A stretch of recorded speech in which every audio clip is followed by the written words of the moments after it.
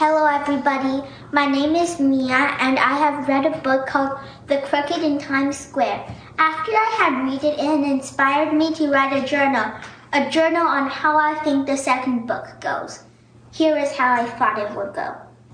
One day, in summer, the sun is beating down. Tucker and Harry sneaked into a train compartment which could take them to Connecticut. I hope it doesn't rain, Tucker said anxiously. I don't like getting wet. Me too, meowed Harry. Luckily, the trip went smoothly, and it didn't rain. When they arrived in Connecticut, they were surprised to see the sun shining.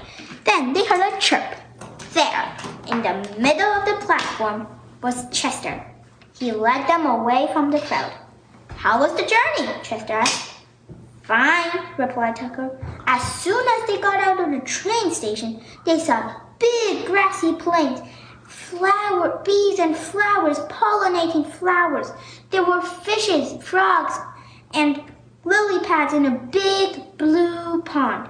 It's a little too quiet out here, but it's beautiful compared to New York City, Tucker said. Tucker and Harry walked to Chester's home, a tree stump. How do we get in? Asked Tucker. Like this, Chester chirped a song. Suddenly, the tree stump opened up, and they followed themselves down a long passageway, like taking a roller coaster. Woof! What a fall! Harry exclaimed. Why have you brought us here, Chester? Chester just beckoned them to follow him. He led them past room after room after room after room. Finally, he opened the door, and inside was Tucker's favorite food. Liverwurst! Tucker cried happily, but suddenly, just as they were about to eat, they heard a sound like this. Gurgle, gurgle, gurgle. What's that? Harry cried. Is it a ghost? No, it's my empty stomach, Tucker said. Let's eat. After dinner, Chester let Tucker and Harry outside. What do you want to play? Asked Chester. But right at that moment, another cat jumped over to them and started chasing Tucker around and around and around.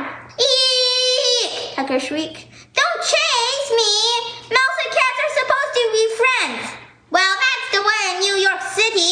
Make this mad cat stop! Luckily, Chester thought of a plan. He played a lullaby, and the cat started to get sleepy. In no time at all, the cat was fast asleep. Let's get out of here, Harry whispered to Chester and Tucker.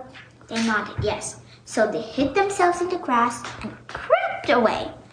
Let's go to the big oak tree, Chester said. There are lots of places to hide in. We can play hide and seek. Sounds fun, Harry grinned. Then they realized they had arrived at the oak tree. Tucker wanted to be it, so everyone except Tucker looked for a good hiding place. Harry hid in a burrow, but Chester blended in with a leaf. Ready or not, here I come! Tucker screamed. He searched from everywhere, top to bottom, bottom to top. Come out! He finally screamed. I can't find you! After Chester and Harry came out of their hiding place, Harry suggested, let's have a concert. Chester can play for us. So Chester played country music, slow, peaceful, and delight.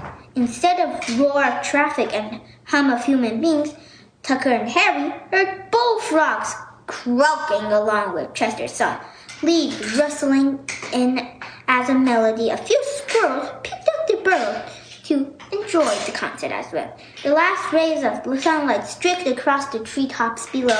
Animals scurried through the shadows. The air was fresh with the scent of flowers. The sky began to become darkening. The stars began twinkling. It was the same star Chester saw in New York. When they got back to Chester's home, they were so tired they went straight to bed. The next morning, Tucker was going back to New York. Chester packed them a basket of liverwurst for them to eat on their trip.